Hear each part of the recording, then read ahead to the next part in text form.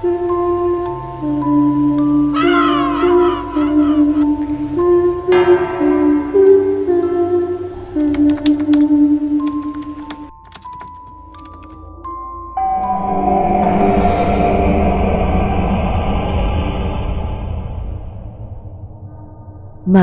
ba talagang magbago ang isang tao dahil sa pag-ibig? Kaya ba niyang talikuran ng nakasanayan o ang kanyang pagkatao para sa kanyang minamahal? Yan ang naging malaking palaisipan sa akin noon, Mystery. Isa ako sa sinubok ng pagkakataon at nahirapang paniwalaan ang bagay na yan. Ako nga po pala si Ami, 45 taong gulang na.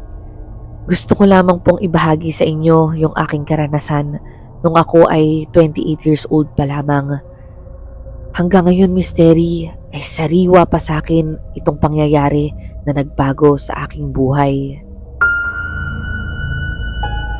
Taong 2007 nang matanggap ako sa isang kumpanya sa hindi ko na babanggitin pang bayan. Pangatlong trabaho ko na to at napakasaya ko noon dahil sa wakas ay napunta ako sa isang maayos na posisyon. Ang mga naunang trabaho ko kasi ay maayos naman, ngunit kulang sa benepisyo. Hindi rin sapat ang sweldo na natatanggap ko doon dahil sa dami ng aking bayarin. Breadwinner po kasi ako, Mystery. Maagang nawala ang aking ama, kaya habang kami ay lumalaki, tanging si nanay lamang ang nagtaguyod sa amin. Ngunit dumating ang panahon na nagkaroon ng sakit sa puso ang aking ina, kaya nagpasya ako na pahintuin na siya sa pagtatrabaho at nag-working student ako para maipagpatuloy ang aking pag-aaral, pati na rin ang pag-aaral ng aking mga kapatid. Nagsumikap ako upang tustusan ang aking pamilya kahit pinagsasabay ko noon ang pag-aaral at pagtatrabaho. Sa awa ng Diyos, nakatapos ako sa wakas at ilang taon na nga silang sinusuportahan.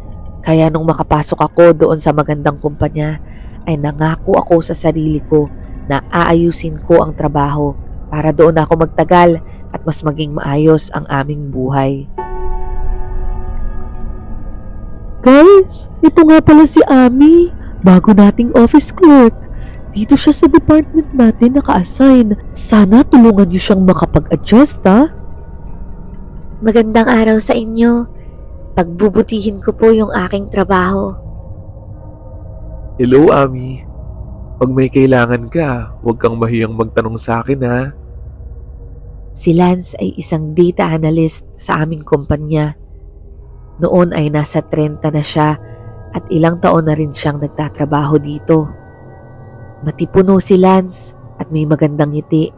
Napansin ko noon ang kanyang kagwapuhan, ngunit hindi ko naman pinalalim ang aking paghanga dahil ang tanging pakay ko lang noon ay makapagtrabaho para sa aking pamilya. Dumating ang ika-3 linggo ko roon. Totoo ngang mabait naman si Lance at siya yung laging nandyan para tulungan ako kung may mga bagay akong hindi maintindihan. Isang araw habang kami ay nanananghalian, Parang masyado na kayong nagiging close dalawa. Uy, Ami, mag-ingat ka dyan kay Lance, ha?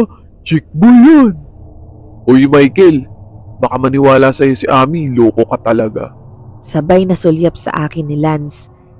Napangiti lamang ako at patuloy na nakinig sa kanila. Bakit? Totoo naman, ha? Halos lahat ng bagong babae dito sa atin, naka-MU mo na. Iba din. Nako, Ami, kung ayaw mong mawala dito sa kumpanya, iwasan mo na yang si Lance. Baka matulad ka pa sa ibang mga babae na laling sa kanya, no? Ha? Bakit naman? Anong meron kay Lance? Curious na tanong ko kay Kat na amin ring katrabaho.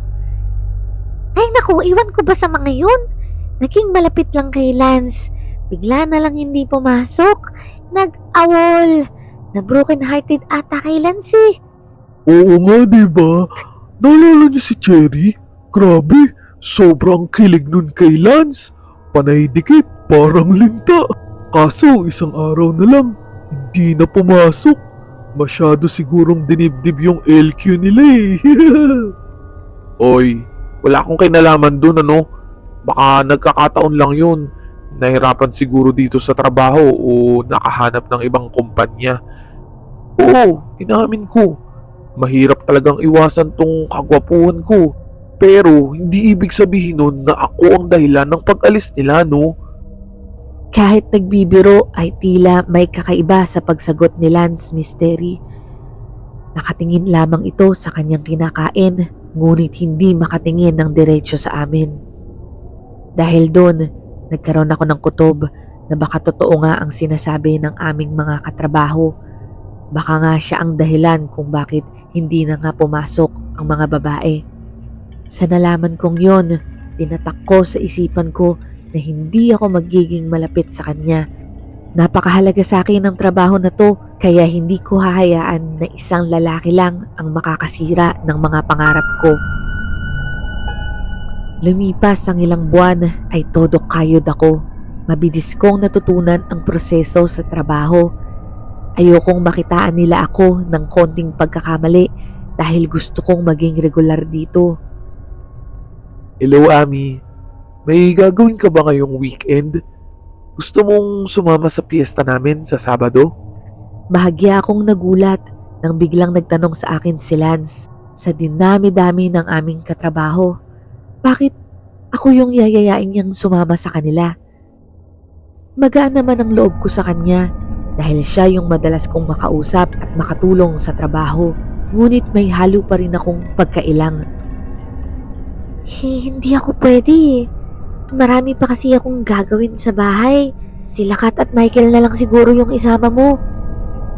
Hindi sasama mga yun. Si Kat, laging may date sila ng boyfriend niya eh. Si Michael naman, ako, walang hilig sa pagpunta sa probinsya. Masyado pang maselan. Sige na, ikaw na lang. Gusto ko kasing may makasama pag uwi namin. Sorry talaga ah. Hindi rin ako talaga mahilig sa ganyan eh. Tanggi ko kay Lance. Ang totoo niyan, Mystery. Sobrang hilig ko sa mga ganyang pasyal. Bihira kasi akong makarating sa ganyang probinsya, kaya talagang sabik ako. Mahilig akong mamasyal, lalo na sa magagandang tanawin. Gustong gusto ko yung ihip ng hangin sa probinsya. Kakaibang peace of mind yung nararamdaman ko sa tuwing nakakarating doon. Pero totoo rin na hindi ko basta maiiwan ang pamilya ko kahit pa ilang araw lang yon. Nag-aaral pa kasi yung mga kapatid ko at kapag araw ng pahinga ko, doon ako gumagawa ng gawaing bahay tulad ng paglalaba at pamamlansya ng mga pamasok ko dahil ayokong mapagod si nanay. Tumango lamang si Lance at nagpatuloy na sa trabaho. Kinabukasan, sobrang dami ng aking ginagawa. Napagpasyahan kong mag-overtime dahil gusto kong matapos na ang mga yon. Nagpaiwan na nga ako at desidido na tapusin ang lahat. Papikit-pikit na ako nun at bumabagsak na ang aking ulo sa sobrang antok. Kape oh. Isang mainit na kape ang nilapag ni Lance sa aking lamesa.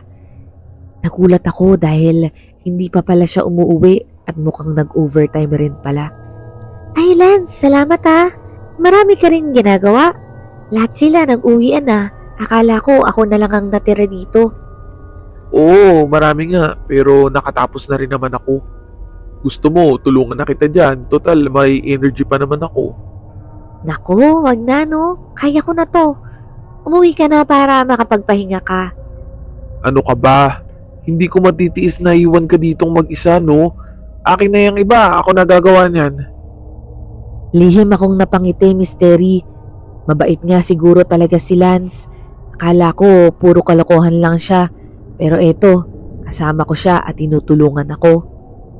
Hindi ko mapigilang humanga sa kanya dahil para bang napaka-genuine ng pagtulong niya sa akin.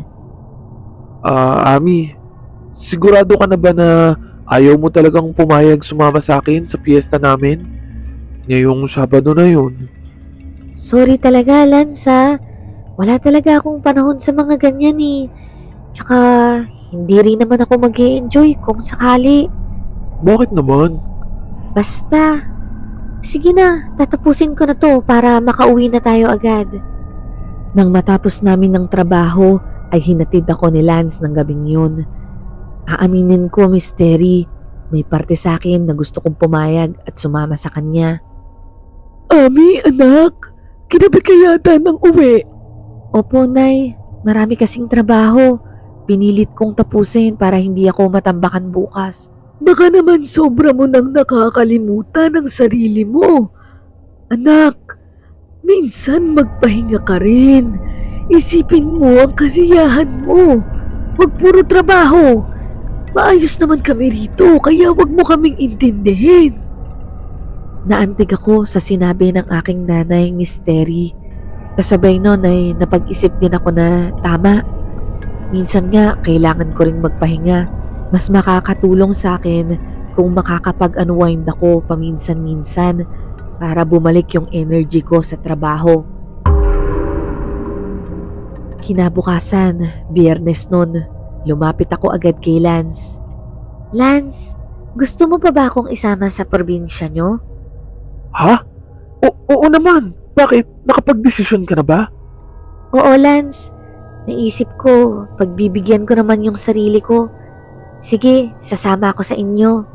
Nakita ko ang malaking ngiti sa labi ni Lance. Lihim din akong napangiti. Hindi ko maintindihan pero sumaya ako nang makita kong masaya rin siya. Dumating ang araw ng Sabado. Madaling araw kaming lumuwas. Kasalukuyang nagmamaneho noon si Lance at nagtanong siya sa akin. Ami, pwede bang itanong ko sa'yo yung nasabi mo na gusto mong pagbigyan yung sarili mo? Anong ibig mo sabihin ron? Ayun ba? Ang totoo niyan, matagal na akong hindi nakakaalis o nakakapasyal. Naubos ang mga oras ko sa pagtatrabaho at pag-aalaga ko sa pamilya ko. May mga kapatid rin kasi akong nag-aaral. At ang nanay ko kailangan lagi ng gamot.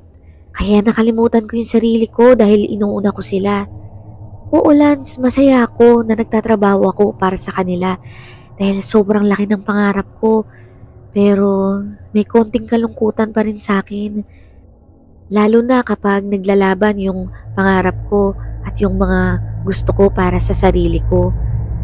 Kaya ngayon naisip ko, siguro ito na yung pagkakataon kahit sandali, pagbigyan ko namang maging masaya yung sarili ko. Kita ko sa mga mata ni Lance na nalungkot siya at natulala sa mga sinabi ko.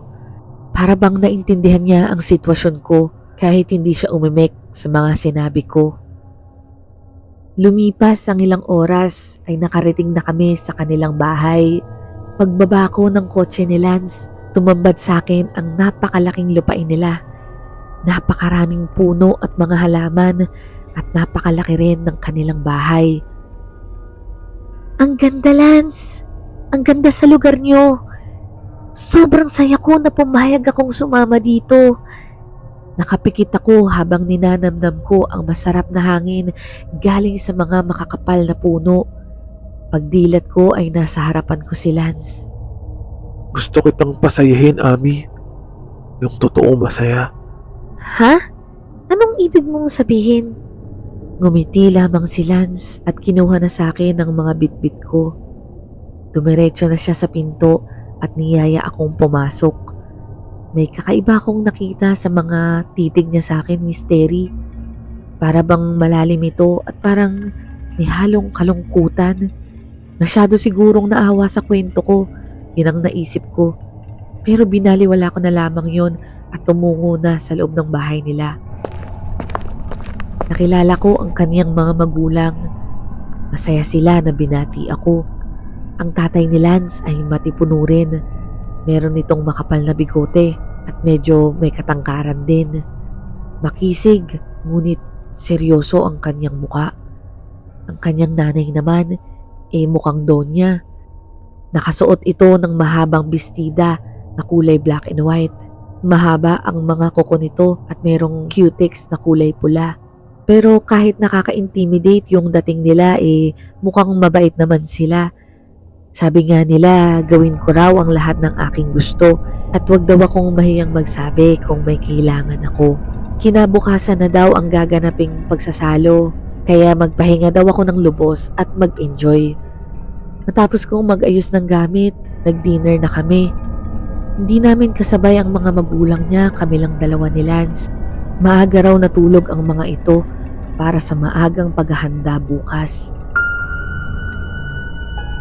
Kinabukasan, maaga kaming gumising at niyaya ako ni Lance mamasyal sa kanilang bayan. Habang kami ay naglalakad, hindi ko maiwasang mapatingin sa mga tao sa aming paligid. Ang mga tindera at mamimili ay nakatingin sa akin. Seryoso ang kanilang mga tingin at tila nagtataka. Gusto ko sanang magtanong kay Lance tungkol dito, ngunit abala siya dahil may kausap sa isang parte ng pamilihan. Ate, umuwi ka na hanggat maaga pa. Delikado kang gabihin dito. Tsaka bakit mo kasama yan? Biglang sulpot ng isang dalagita. Ha? Anong ibig mong sabihin?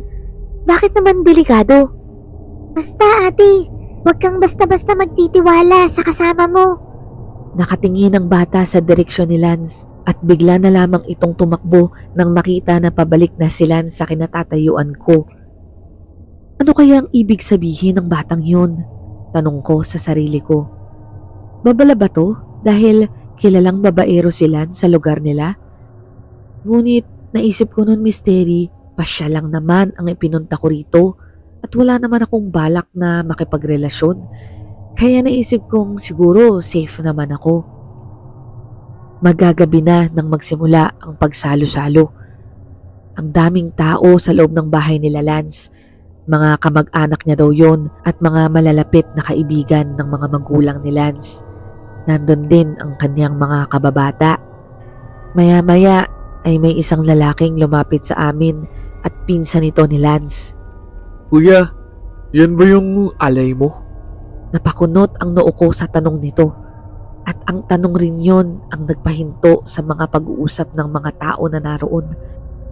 Lahat sila ay natahimik at napatingin sa akin. Ito na ang gabi ng ating taunang selebrasyon. Ating ipagbunyi ang matagumpay na pag-uwi ng aking anak na si Lance at ang pagdating ng ating alay. Nagpalakpakan ang lahat ng kaanak ni Lance habang nakatingin pa rin silang lahat sa akin. Dalawa sa mga lalaki ang hinawakan ako sa magkabilang braso at pilit akong hinatak papunta sa gitna ng silid. Lance, anong ibig sabihin nito? Sabihin mong biro lamang to. Bitawan niyo nga ako. Sino ba kayo? Uuwi na ako. Takot kong tanong. Litong-lito ako noon, mystery. Hindi ko naiintindihan ang nangyayari. Nakatayo lamang si Lance at nakatitig sa akin. Hinahayaan niya lamang ang dalawang lalaki na hatak-hatakin ako. Ikaw ang napili ng aking anak na maging alay, Ami. Huwag kang mag-alala. Hindi masasayang ang pagbubuwis mo ng buhay dahil para ito sa ikalalakas ng aming angkan. Hindi ko maintindihan ang sinasabi niyo. Ano bang pakay niyo sa akin? Isusumbong ko kayo sa mga pulis. Walang makakatulong sa iyo rito. Para sa iyong kaalaman, ang angka namin ay daang taon nang namumuhay rito. Ang lahat ng tao rito ay takot sa amin, maging ang mga pulis at mga opisyal. Taon-taon naming pinagdaraos ang paglakas ng aming lahi, ang lahi ng mga aswang. At ikaw ang napili ni Lance upang maging alay na aming pagsasaluhan ngayong gabi. Nangatog at nanghina ang aking mga tuhod sa aking narinig. Lance, sabihin mong hindi ito totoo. Maawa ka sa akin. Alam mong may pamilya ako. Please, huwag mong gawin sa akin to. Hindi pa rin siya sumasagot. Ibinaling niya ang kanyang tingin sa kanyang mga magulang. Hindi mo pa rin ba naiintindihan? Planado ang lahat ng ito. Ilang taon ang ginagawa ito ni Lance at kahit anong pagmamakaawa mo ay hindi ito uubra. Isa siya sa magpapakabusog sa'yo mamaya, iha. Ani ng kanyang ina. Kinaladkad ako ng mga lalaki at pilit pinasok sa kwarto. Tinarang kanila yon at iniwan akong mag-isa sa loob. Nagsisisigaw ako at hinahampas ang pinto. Nakikiusap na pakawalan nila ako. Ngunit kahit anong sigaw ko ay walang nagbubukas. Nang hina na ang buong katawan ko, Misteri, napaupo na lamang ako sa sahig at naisip ko ang katangahan ko. Minsan ko na lamang isipin ang ikasasaya ko, ganito pa ang kinahinatnan ko. Humagulgol ako nang hindi ko malaman kung ilang oras. Inisip ko ang nanay at mga kapatid ko. Ang dami ko pang pangarap para sa kanila. Naaawa ako sa kinabukasan nila kung ako ay mawawala. Maya-maya ay mahinang bumukas ang pinto. Magsasalita sana ako, ngunit biglang may nagtakip ng mga bibig ko. Shh! Huwag kang maingay. Huwag kang sisigaw dahil baka marinig nila tayo. Si Lance ang pumasok ng pinto. Yung inaakala kong taong walang emosyon at wala nang pakialam sa akin ay nandito ngayon at kinakausap ako. Lance, please maawa ka sa akin. Utang na loob. Palayain mo ako. Mahina ngunit mariing sabi ko sa kanya. Nakatitig siya sa akin at hinaplos ang mga pisngi ko. Patawarin mo ako, Ami. Hindi ko pala kayang makita kang nasasaktan. Sobra akong nahirapan nang makita ko yung ginawa nila sa'yo. At sobrang nagsisisi ako na sinama kita rito. Nagulat ako sa mga sinabi niya na yon, Misteri. Ang akala ko talaga wala na siyang pakialam sa akin. Lumuluha siya habang sinasabi niya yon at ramdam ko talaga yung pagmamalasakit niya ng mga oras na yon. Sa mga panahon na nakilala kita, Ami, nakaramdam ako ng totoong saya. Gustong gusto kitang makasama at talagang masaya ako nung nakilala kita. Ngayon lang ako nakaramdam ng ganito at hindi ako makakapayag na mawala ka sa akin. Mawala sa akin ang minamahal ko. Tama ba yung mga narinig ko? Mahal niya ako? Natulala lamang ako sa mga narinig ko.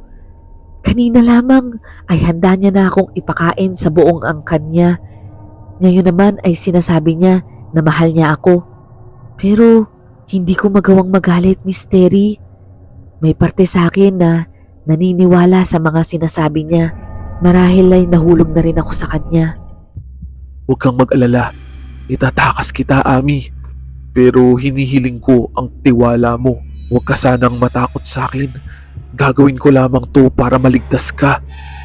Wala na akong choice noon, Misteri. Naisip ko na yun na lamang ang tanging pag-asa ko. Kung hindi ako sasama sa kanya, ikakainin rin naman ako. At bukod ron, may parte sa puso ko na naniniwalang may sinseridad ang mga sinasabi niya. Kaya tumangaw na lamang ako, senyales na pumapayag ako sa kanyang mga sinabi. Maya-maya ay isang di inaasahan ang nasaksihan ko. Bigla siyang nag-anyong aso. Ngunit hindi ordinaryong aso, isang itim at napakalaking aso, Misteri. Umupo siya sa harap ko na para bang gusto niya akong pasakayin sa likod niya. Nagdalawang isip ako, maililigtas kaya ako ng nilalang na ito? O baka lokohin niya lang ako? Maya-maya ay nakarinig kami ng mga yabag papalapit sa pinto. Bilis! Sakay na! Nariyan na sila! Malalim at nakakatakot na boses galing sa anyong asong si Lance. Sa oras na yon ay mas nakaramdam ako ng takot sa mga yabag na paparating kaysa dito sa nilalang na nasa harap ko. Kaya agad na nga akong sumakay sa kanya. Bahala na sa isip ko. Nagdasal na lang ako na sana tama ang desisyon ko. Maya-maya ay unti-unti ngang tumakbo si Lance at biglang tumalon ng bintana palabas ng kwarto. Ang taas ng tinalon niya. Labis akong nalula pero kumapit na lamang ako ng mahigpit kay Lance. Nasa kakahuyan na kami at narinig namin na may alulong ng aso o lobo. Marahil ay nalaman na nilang nakatakas ako. Huminto kami sa ilalim ng isang malaking puno at nagbalik anyong tao si Lance. Dito muna tayo, Ami. Marami ang naghahanap sa atin. Pati sa taas, maaari nila tayong makita. Doon ko lamang napansin ang mga pagaspas ng pakpak na tila galing sa mga higanting ibon. Nanginig ang mga katawan ko nang sumilip ako. Nakita ko na may mga nagliliparang tao na putol ang katawan at may malaking pakpak. Manananggal ba ang mga yon? Ibang klaseng nilalang na naman ang nasaksihan ko. Takot na takot ako at dasal na sana hindi nila kami makita. Lance, natatakot ako. Makakaligtas pa ba ako? Parang nawawalan na ako ng pag-asa ng mga oras na yon. Pinunasan ni Lance ang mga luha ko. Huwag kang mag-alala. Hindi ako papayag na saktan ka nila. Mamamatay muna ako bago kanila makuha sa akin. Sabay halik niya sa aking mga labi. Hindi ko rin alam, Misteri, kung bakit hinayaan kong gawin niya yun. Unang beses may humalik sa akin, Misteri, at halo-halong emosyon ang nararamdaman ko. Nagdududa ako sa kanya dahil nagawa niya akong lokohin. Ngunit ang puso ko naman ay naniniwala sa kanya. Lance, anong ginagawa mo? Sinusuway mo ba kami? Ibalik mo sa amin ang alay. Sigaw ng kanyang ama. Hindi namin alam kung saan ito nanggagaling, ngunit nakita ko na nagngangalit ang mga panga ni Lance at sumigaw rin ito. Nakiusap ako sa inyo, Ama, na pagbigyan niyo ako ngayon, pero hindi kayo pumayag. Mahal ko si Ami at nagkamali akong dalhin siya dito. Hindi ako makakapayag na saktan niyo siya. Mamili ka, kaming pamilya mo o ang babaeng yan. Hindi na sumagot pa si Lance at naganyong aswang muli. Agad niya akong pinasakay at muling tumakbo papuntang batis. Gagawa ako ng peking bakas ng mga paa rito sa maputik na lupa. Sasadyain kong mag-iwan ng mga bakas upang ito ang sundan nila. Tapos may alam akong kuweba kung saan pwede tayong dumaan. May lagusan roon patungo sa bayan. Dumaan nga kami sa maputik na daan para mailigaw ang mga sumusunod sa amin. Matapos nun ay maingat siyang tumapak sa mga bato upang walang bakas sa tunay na patutunguhan namin. Dumaan kami sa lagusan kung saan nagbalik anyo na si Lance. Naglakad kami at sa wakas nakita ko paglabas doon ang mga kabahayan. Dahil sa nagkapunit-punit ang damit niya, ay napilitan siyang kumuha ng mga damit na nakasampay sa isang bakuran. Mabuti na lamang at gabi na yon at walang nakakita sa amin. Kahit pagod, ay determinado akong makarating sa sakayan ng bus, Misteri. Kaya nang makarating kami, ay labis na lumuwag ang aking paghinga. Totoong ang ligtas na ako. Totoong niligtas ako ni Lance. Sa aming biyahe ay pinaliwanag ni Lance na tunay ngang siya ang dahilan kung bakit hindi na pumasok ang dati nilang kasamahan. Gaya ng ginawa niya sa akin, niyaya niya ang mga ito sa kanilang probinsya at ginawa niyang alay. Natauhan na lamang daw siya sa maling ginagawa niya nang makilala niya ako. Na-realize daw niya na ang bawat buhay ay mahalaga, na hindi lamang sila ang may karapatan dito sa mundo. Sobra daw siyang nagsisi dahil naisip niya ang mga babaeng walang awa nilang pinaslang para lamang sa pansarili nilang kapakanan. Naisip niya na may mga sarili rin itong buhay at mahalaga sa kanilang pamilya. Yun daw ang natutunan niya sa akin. Pahalagahan ang bawat nilalang dito sa mundo. Mula noon ay nagsama na kami, Misteri. Minahal ko siya bilang siya. At siya naman ay minahal ako ng buo pati ang aking pamilya. Nagbago siya para sa akin. Hindi na siya bumalik sa kanyang nakagawian at pinanindigan niya yung pangako niya sa akin na hindi niya ako sasaktan kailanman. Sa ngayon ay wala po kaming anak, Miss Terry. Ayaw namin dahil hindi kami handa sa kahahantungan sakaling magmana ito ng lahi niya. Hindi namin alam kung kaya ba naming magpalaki ng isang batang aswang. Kinakatakot din ni Lance na baka malaman ito ng kanyang angkan at lalo kaming malapit sa peligro kung hahanapin at pipilitin nilang makuha ang aming magiging anak. Sa ngayon, ang mahalaga sa amin ay masaya lang kami na magkasama kahit dalawa lang kami. May lihim man kaming tinatago sa mga tao sa paligid namin. Ang mahalaga ay totoo kami sa aming mga sarili. Nagmamahalan kami, magkaiba man ang lahi namin. Hanggang dito na lang po ang aking kwento, Miss Terry. More power po sa channel nyo at makakaasa kayo na patuloy ko po itong susubaybayan. Maraming salamat po sa pakikinig sa aming storya. Maaari po kayong magpadala ng inyong sariling kwentong kababalaghan sa misteryoSadilimTV@gmail.com. Malaking bagay rin po kung kayo ay makakapag-subscribe sa aming channel. Maraming salamat po at hanggang sa muling Misteryo sa Dilim.